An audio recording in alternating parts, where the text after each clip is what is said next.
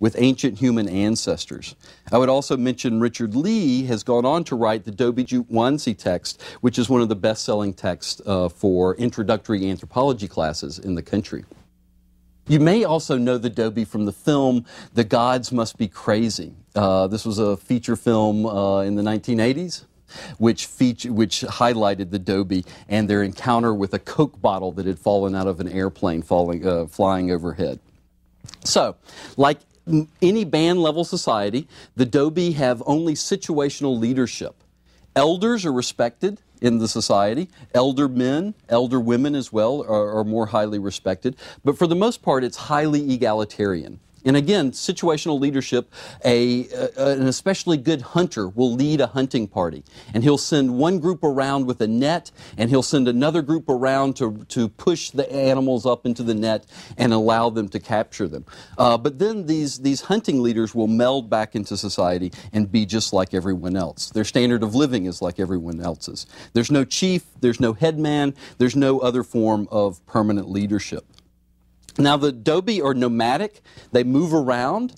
They're living on the edges of the Kalahari Desert, and so water is very important. And so they move around according to water holes, where there are water holes. They practice polygyny. A man may have more than one wife. And they practice, there's marriage, obviously, if there's polygyny, but divorce is very easy. Marriage is much more casual than we would consider it to be in our own society. And it's not uncommon for a man or a woman to have several spouses in their lifetime. In terms of descent, they trace their descent cognatically. And you'll remember that means that they're not matrilineal and they're not patrilineal. They're more like ourselves in tracing descent both through male lines and female lines. And this is very adaptive for a group like the Dobie, who are living on the edge of the Kalahari Desert, fairly harsh environmental conditions, and so cognatic descent gives them a larger web of kin that they can call upon in times of need. The division of labor, as I said, is based mostly upon sex. The women forage, and the women, they will gather fruits, nuts, berries, seeds, eggs, and so forth. And this provides most of the Dobie's caloric intake.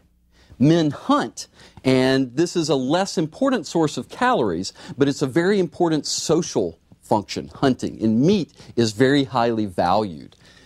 Sometimes females will hunt small animals, but mostly hunting is confined to men. About 70% of caloric intake comes from foraging, comes from gathering. And so it's really a misnomer. We say hunters and gatherers, but that's really a misnomer. We should probably say gatherers and hunters. And it's women who are going out and getting most of this. 70% of the caloric intake from foraging, which is mostly done by women. And we find this among hunting and gathering groups, or gathering and hunting groups, if you will, around the world.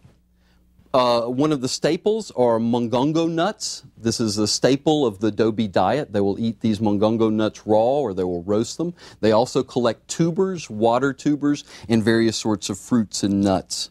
The men hunt giraffes, they hunt wildebeest, they hunt antelope, they hunt warthogs, and they use poison arrows to hunt these.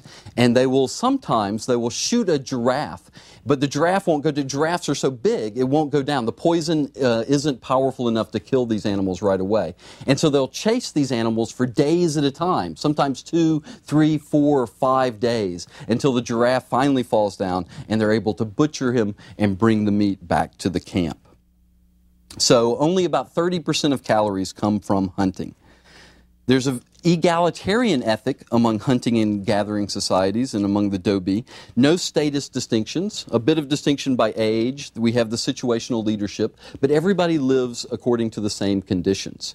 And as part of this egalitarian ethic, they highly value meat. And when hunters come back from a hunt, they divide up the meat and they share it with everyone in the band. But when they do so, the people who receive the meat don't act grateful. And in fact, they have a custom called insulting the meat. And so when they get the meat, they say, well, this is really scrawny. It's not very fatty. This isn't really going to be enough to fill us up. And this functions to keep the hunters in their place. They highly value meat. This is a good thing. But they don't want the hunters to get a big head. They don't want their ego to become inflated. And so they insult the meat to keep them in their place. Richard Lee, the anthropologist who's worked with the Dobie for most of his life, tells an interesting story. As he was preparing to leave the field one day, this was in the mid-1960s, it was in December, and he wanted to do something nice for the Dobie who had opened up their lives to him for so long. So he goes and finds a cow. He searches actually for several weeks, looking around among the pastoralist groups who live around the Dobie, and finds just the right cow that he can get. He gets the cow, he buys it, and he brings it back to the Dobie to butcher, and he's going to throw a huge feast. But when he brings the cow back into the band, everybody says, that's the scrawniest cow I've ever seen. This is going to be a horrible feast. It's going to be a disaster. Why did you buy this cow? This was awful. And he felt terrible, but it was the same function of putting him in his place. You're no better than us. So, in Dobie society, this egalitarianism.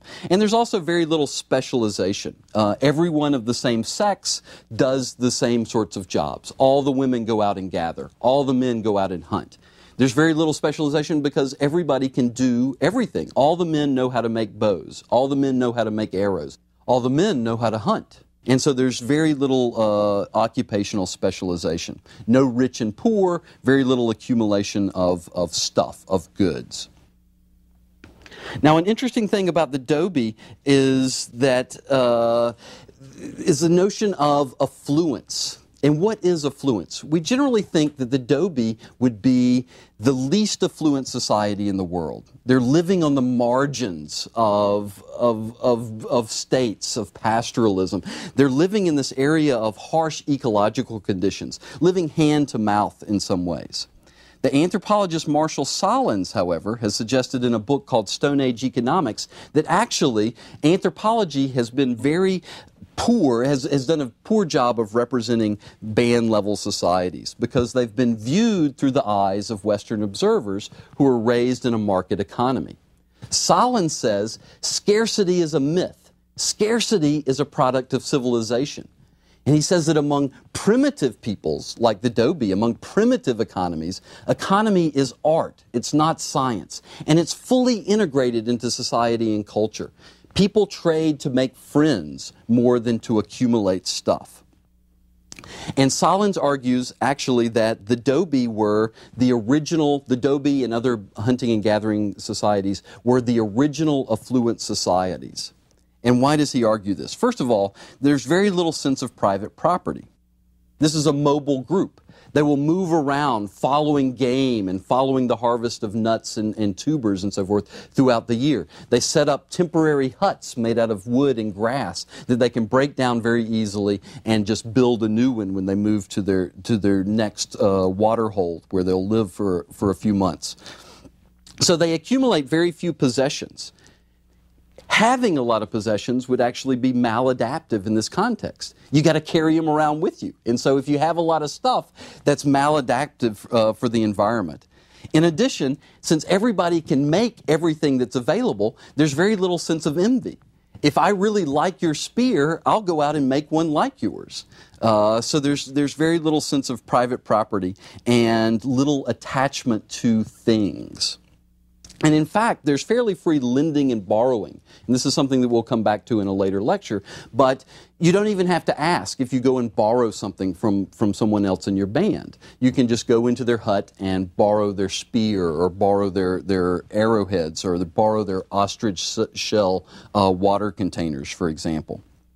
So there's free lending and borrowing, very little sense of private property. This mobility makes the accumulation of goods not very adaptive. And in Dobie society, nobody goes hungry. Now this strikes a lot of Western observers as odd. These are gatherers and hunters. Surely they're hungry all the time. They're living from hand to mouth. But in fact, that's not the case. Hunger is very, very rare among the Dobie Jutwansi. And then finally, in terms of work, the Dobie work about 20 hours a week, and this converts to about 2.5 days a week. About half of how